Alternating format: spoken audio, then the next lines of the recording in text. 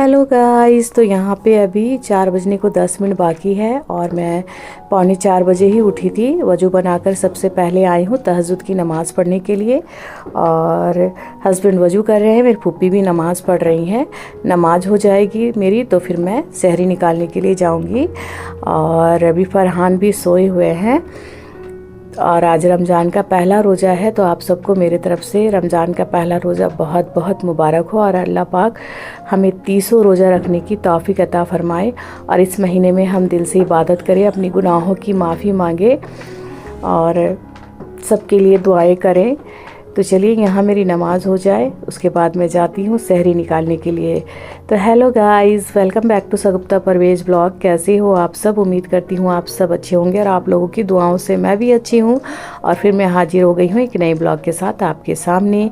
तो यहाँ पे मैं अपने और हस्बैंड के लिए सहरी निकाल रही हूँ और मेरी फुप्पी अभी नमाज़ पढ़ रही हैं, तो वो बोली कि मेरा रहने दो, मेरा नमाज हो जाएगा तो मैं सहरी ले लूँगी। तो आज मैं सहरी में खीर बनाई हूँ, तो मैं बोली कि पहला रमज़ान है तो चलो मीठा बना देती हूँ सहरी में।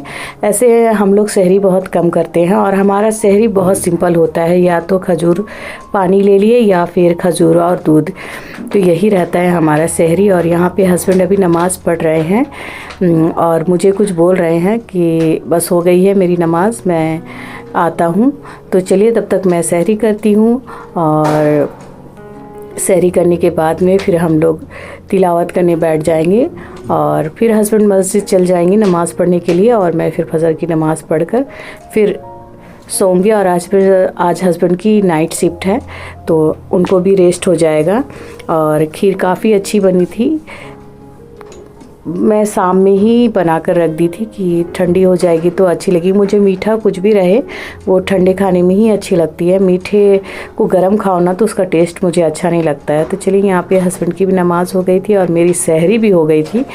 तो हस्बैंड यहाँ पे आए हैं सहरी करने के लिए और मैं उनको सारा चीज़ सामने दे दी हूँ और मेडिसिन भी मुझे खाना था वो मैं खा ली हूँ। तो हस्बैंड वही बोल रहे हैं कि फरहान सो रहे हैं, चलो हम लोग फरहान वाले कमरे में जाकर तिलावत कर ले, नहीं तो लाइट जलाओगी हॉल का तो फरहान उठ जाएंगे। तो पहले मैं वहाँ पे गई, उसके बाद फिर फरहान के रूम में चली गई।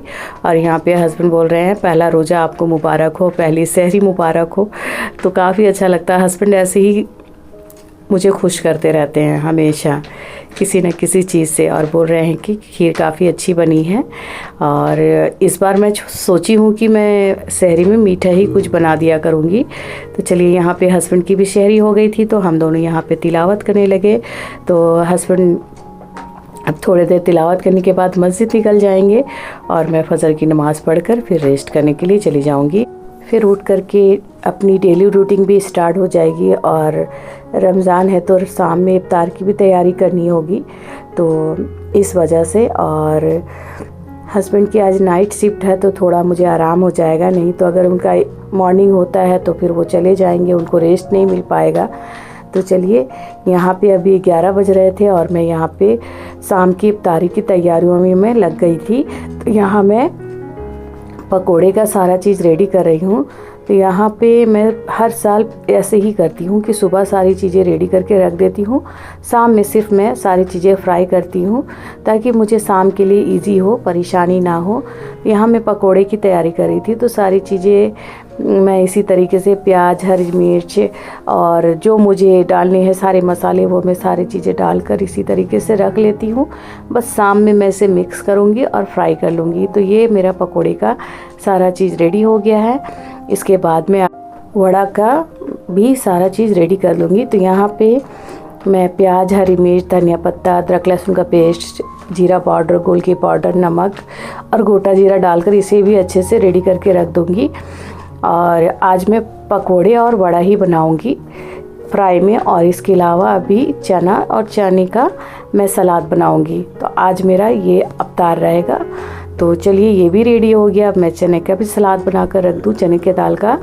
तो ये सारी चीज़ें मैं बना दी हूँ और चने का दाल का सलाद काफ़ी अच्छा लगता है हमें खाने में, काफ़ी टेस्ट लगता है चने के साथ में।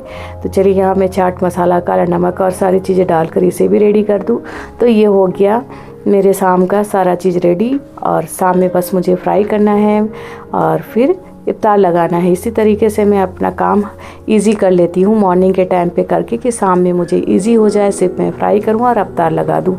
तो यहाँ पे मैं अभी 4:45 बजे किचन में आई हूँ और यहाँ पे मैं पकोड़े का सारा चीज़ मिलाकर अभी इसे फ्राई कर लूँगी। और 4:45 बजे लगी हूँ ना, तो पौने 1 घंटे के अंदर मेरी सारी चीज़ें रेडी हो जाएंगी। तो चलिए यहाँ फटाफट से मैं पकोड़े डाल लूँ और इसके साथ मैं फिर फ्रूट्स भी कट करती चली जाऊंगी। तो पहले मैं एक बार पकोड़े फ्राई करके निकाल लूँ, उसके बाद फ्रूट्स कट करूँगी। और अभी हस्बैंड तिलावत कर रहे हैं और फरहान साथ ही बैठे हुए हैं। और यहाँ ये देखिए मेरे पकोड़े फ्राई हो चुके हैं। चलिए मैं इसे निकाल लेती हूँ और इसके बाद में वड़ा भी डाल देती हूँ, ये भी फ्राई हो जाएगा, तो इसे भी निकाल दूँ। और टाइम भी बहुत जल्दी मतलब पार हो जा रहा है, लग रहा है कि जल्दी से इफ्तार बन जाए। तो फिर मैं भी दुआ में बैठ जाऊं, क्योंकि हस्बैंड और फरहान दुआ में बैठ चुके हैं। बस ये मैं वड़ा को फ्राई करके डालूंगी और फ्रूट्स कट करूंगी, उसके बाद मैं भी दुआ करने के लिए बैठ जाऊंगी, क्योंकि रमज़ान की दुआ बहुत इंपॉर्टेंट होती है और मैं दुआ मिक्स नहीं करना चाहती। तो अकेली हूँ ना, इस वजह से काम करते करते थोड़ा सा टाइम जितना भी जल्दी करो थोड़ा ऊपर नीचे हो ही जाता है, लेकिन फिर भी मैं टाइम से सारी चीज़ें करने की कोशिश करती हूँ और इंशाल्लाह यह हो भी जाता है।